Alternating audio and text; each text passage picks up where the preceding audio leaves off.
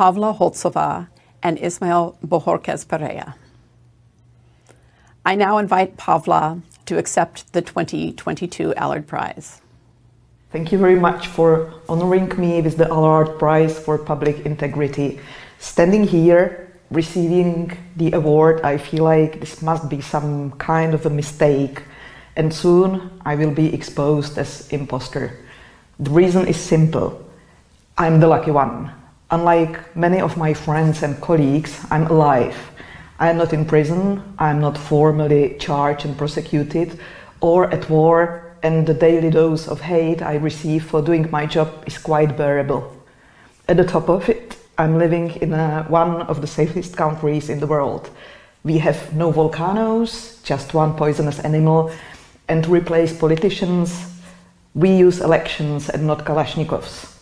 From point of view of a journalism, Czech Republic is kind of a boring country. So I decided to join organized crime and corruption reporting project.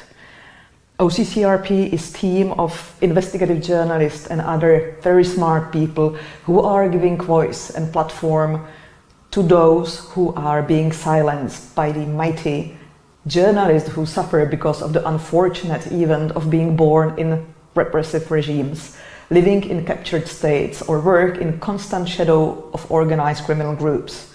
I deeply respect and admire my colleagues in countries such as Mexico, Russia, Ukraine, Serbia, Azerbaijan, and many, many more. I don't need to go that far away from my home country to witness the anatomy of evil. In Slovakia, in 2018, investigative journalist Jan Kuciak and his fiancée Martina Kušnírová were murdered at their home. We as a journalist teamed up and managed to describe and explain to society what and why happened and what kind of political and justice systems enabled the murder to happen. People went to the streets and the old system collapsed. But after elections, new party replaced the old system with something similarly choking: hostility.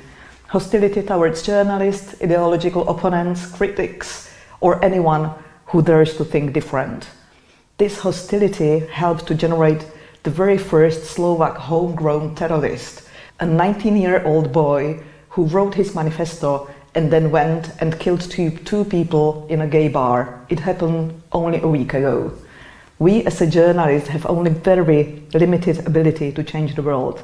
We equip people with the information and then hope for the best. Sometimes, as in case of Jano Kuciak, it works up to a certain point. Sometimes we as a journalist need to face unexpected consequences of our job as helping to replace one evil with another. Investigative journalism is frustrating, depressive and unsecure job.